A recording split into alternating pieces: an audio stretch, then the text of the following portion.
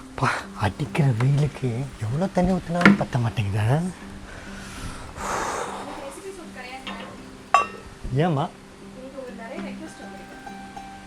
இன்னைக்கு நிறைய ரெக்வஸ்ட் வந்திருக்கா? என்ன ரெக்வஸ்ட்டு? ரெசிபி ரெக்வஸ்ட் தானே கேட்பாங்க, நம்ம ரெசிபி தானே பண்ணணும்.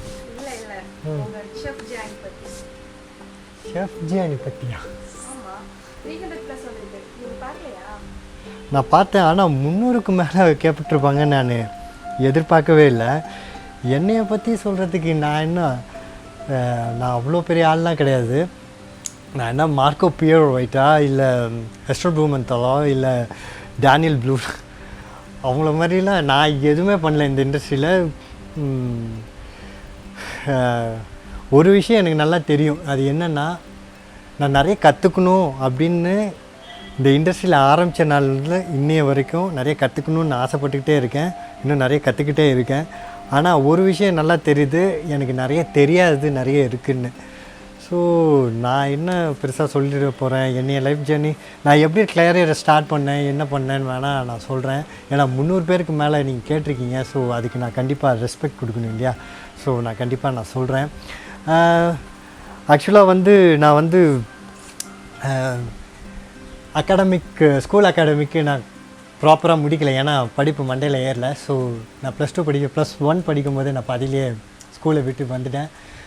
எங்கள் அப்பாக்கிட்டே சொல்லிட்டேன், நான் படிக்க மாட்டேன் இனிமேல், எனக்கு ஸ்கூல் போகவே பிடிக்கல. ஆக்சுவலாக அதான் உண்மை, எனக்கு ஸ்கூல் போகவே பிடிக்கல. தென் என்ன பண்ணுறதுன்னு தெரில. ஸோ நிறைய வேலைகள் செஞ்சேன், நியூஸ் பேப்பர் போட்டேன், அப்புறம் நியூஸ் பேப்பர் சேல்ஸ் ரெப்ரஸன்டேட்டிவெல்லாம் இருந்து வேலை பார்த்துருக்கேன். ரூம் ரெஃப்ரெஷ்னர் விற்கிறது, இப்படிலாம் வேலை பார்த்துட்டு என்னோடய ஃபர்ஸ்ட்டு இந்த ஃபுட் அண்ட் பெவரேஜஸ் வேலை அப்படின்னு பார்த்தா, நான் ராமச்சந்திரா கேன்டீனில் ஒரு டீ ஸ்டாலில் பாத்திரம் கழுவுறது தான் என்னோடய மொதல் வேலையே. அதோடு சேர்த்து பால் காய்ச்சணும். அங்கே ஒரு கிட்டத்தட்ட ஒரு நாளைக்கு 500லேருந்து 600 லிட்டர் பால் காய்ச்சணும். அவ்வளோ டீ காஃபி சேல் ஆகும், ப்ளஸ் கேடுக்கும். ஸோ அந்த வேலை தான் என் மொதல் வேலை. From there I start.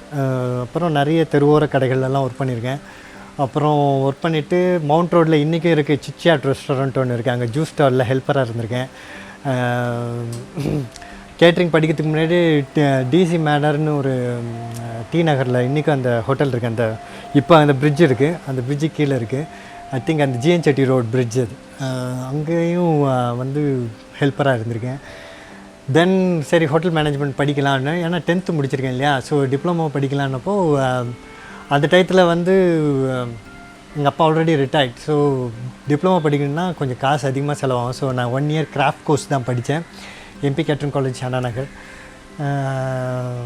படித்து முடிச்சுட்டு வந்தேன். காலேஜ் முடிச்சு வந்தப்புறமும் 5 ஸ்டார் ஹோட்டலில் வேலை கிடைக்கும்னு நினச்சேன். எனக்கு 5 ஸ்டார் ஹோட்டல்லாம் வேலை கிடைக்கல. திருப்பியும் ஒரு சாதாரண ஒரு சின்ன 3 ஸ்டார் 2 ஸ்டார் ஹோட்டலில் தான் நான் ஒர்க் பண்ணிகிட்டு இருந்தேன்.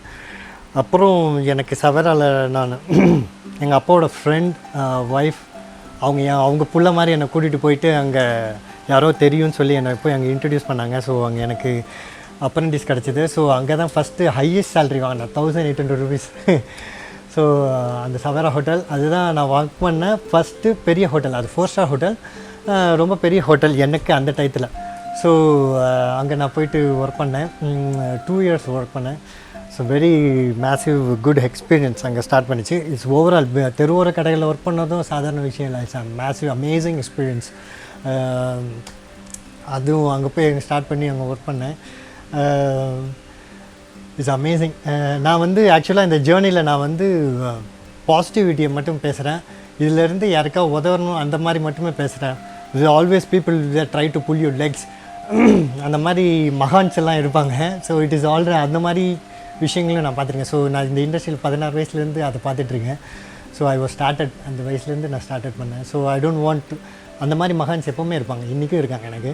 ஸோ அந்த மகான்ஸை நம்ம எப்போவுமே ஃபேஸ் பண்ணி தான் ஆகணும். ஸோ அந்த மாதிரி ட்ராஜடி ஸ்டோரிஸ்க்குள்ளே போகிறோம்ல, அதுன்னு சொல்கிறதுனால ஒரு பெரிய யூஸ்ஃபுல்லாக உங்களுக்கு இருக்குமான்னு எனக்கு தெரியல. ஸோ யூஸ்ஃபுல்லாக இருக்கிற விஷயம் மட்டும் நான் சொல்கிறேன்.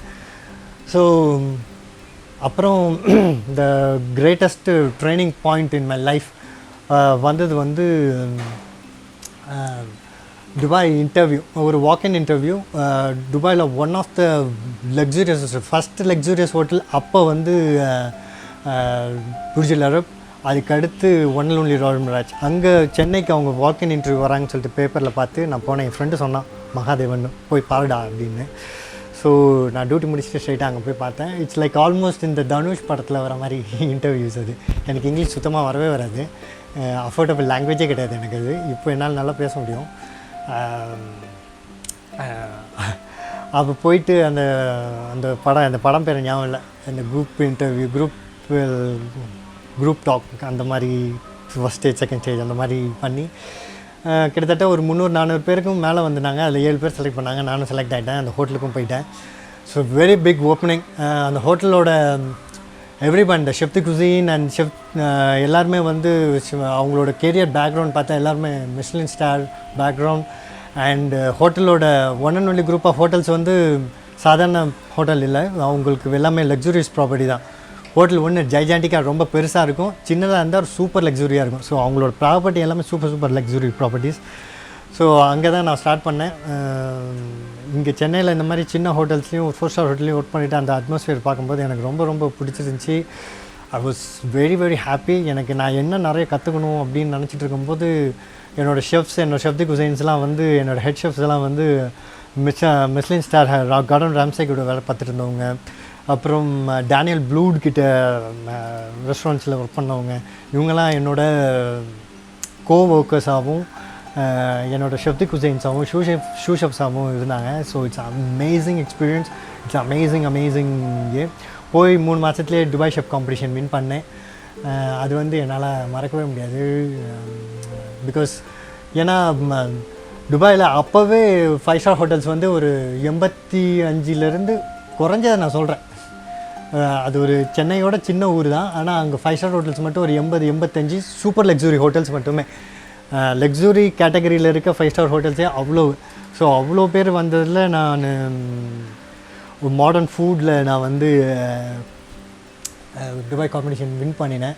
It is very outstanding. எனக்கு என்னோடய கேப்பபிலிட்டிக்கு அது டஃப்பான காம்படிஷன் தான். It's very proudful. அப்புறம் பிளாக் பாக்ஸ் காம்படிஷன்லாம் கலந்துருக்கேன், வின் பண்ணியிருக்கேன்.